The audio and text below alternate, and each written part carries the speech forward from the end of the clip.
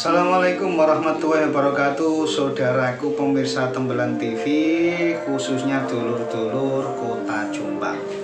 Selamat berjumpa kembali dengan saya, dulur. Untuk di video saya kali ini, dulur, saya akan kembali membaca antologi Legenda Jombang. Cerita tentang asal-usul nama desa dan dusun di Kabupaten Jombang. Dulur-dulur sing burung mangerteni terkait dengan mungkin jenenge dusun utawa desa sampeyan, gurung weruh ceritane, gurung weruh legendae iki biyen piye, silakan menyimak saya terus di Tembelang TV dalam membaca utawa sinau bareng terkait dengan legenda Kota Jombang dari sebuah buku yang ditulis oleh Mas Dian Soekarno. Lah iki dulur bukune, nek sampean kepingin tuku utawa duweni buku iki bisa langsung berhubungan dengan saya utawa langsung menuju atau ke rumah Mas Dian Soekarno. Gampang lah, nek dulur-dulur kepingin buku ini nanti saya belikan atau saya ambilkan ke Mas Dian Soekarno sebagai penulis buku ini. Dulur, sadurunge aku maca Legenda Jombang, ayo padha donga dulur. Muga ana ing wulan poso iki awake dhewe tansah pinaringan kewarasan, kekuatan, sehingga dalam menjalankan ibadah puasa ini awake dhewe bisa terlaksana dengan baik. Amin ya robbal alamin. Ayo rek maca Legenda Jombang. Ayo nyanyi bareng Rek, ayo rek maca Legenda Jombang.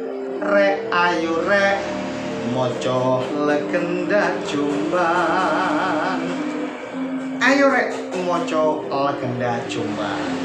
Kita awali untuk membaca saya kali ini, yaitu tentang asal-usul nama desa Jati Pelem. Jati Pelem iki dulur melok Kecamatan Buek.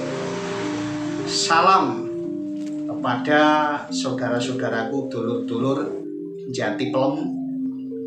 Piye kabare? Muga-muga tansah pinaringan seger kewarasan. Amin ya robbal alamin. Selamat menjalankan aktivitas sehari-hari dan menjalankan ibadah puasa Ramadan 1444 Hijriah. Ayo kita mulai. Bismillahirrahmanirrahim. Hutan-hutan di Pulau Jawa memiliki karakteristik berbeda dibandingkan dengan hutan-hutan di Kalimantan maupun Sumatera. Karena hutan di Pulau Jawa merupakan kawasan yang sangat subur, sehingga menarik minat para pendahulu untuk membuka dan menjadikannya area pemukiman dan persawahan. Lahan-lahan pertanian yang berhasil dibuka biasanya tidak jauh dari sungai besar maupun kecil. Hal ini demi melancarkan proses pengairan pada lahan-lahan persawahan yang baru mereka buka.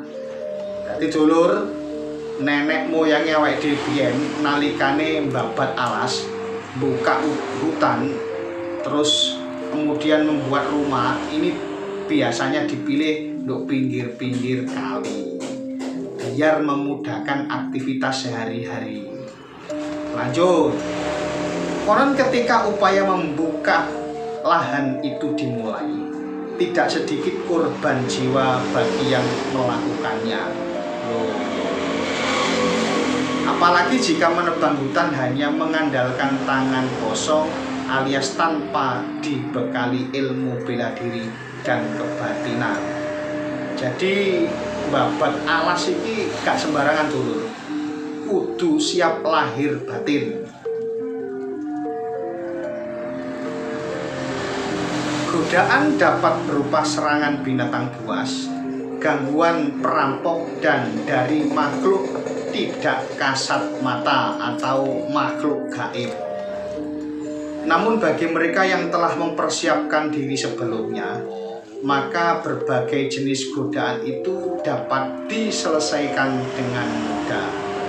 Dengan sendirinya, tanah harapan yang telah dibuka segera dapat ditanami untuk cadangan pangan selama proses pembukaan hutan, serta lokasi pemukiman sementara. Jadi dulur, mbah-mbah buyut kita, nenek moyang kita sing babat alas iki biyen rata-rata dibekali ilmu kanuragan dan ilmu batin yang kuat. Jadi gak gampang-gampang babat alas iki, ora gampang-gampang.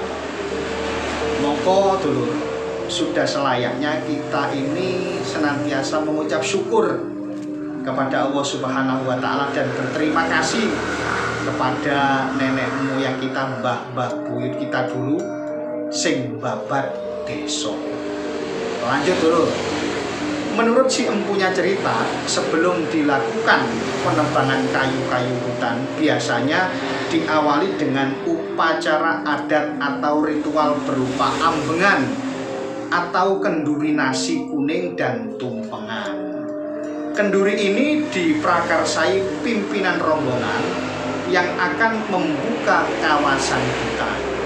Sehingga selama proses pembukaan hutan ini karis ing sambikala atau terhindar dari mara bahaya dan tebih ing rubedo atau dijauhkan dari segala macam gangguan baik yang tampak atau kasat mata maupun yang tidak kasat mata. Suatu ketika dulu tersebutlah rombongan yang sedang membuka kawasan hutan yang sangat lebat. Hutan itu sangat-sangat angker dengan kerapatan pohon sangat tinggi. Jadi pohonnya masih lebat. Terus yo angker dulu. Dikenal sebagai hutan basah karena setiap hari dipastikan hampir selalu turun hujan. Hal ini disebabkan fungsi-fungsi hutan bekerja secara optimal sehingga siklus pembentukan air berlangsung tanpa putus. Dari mata air dialirkan melalui sungai, kemudian air menguap lewat perantara sinar matahari, membumbung tinggi, mengumpul menjadi awan, selanjutnya jatuh menjadi guyuran air hujan. Nah, hingga pada suatu hari salah satu penebang pohon menemukan ketidaklaziman. Ada keanehan-keanehan. Di antara kayu-kayu hutan itu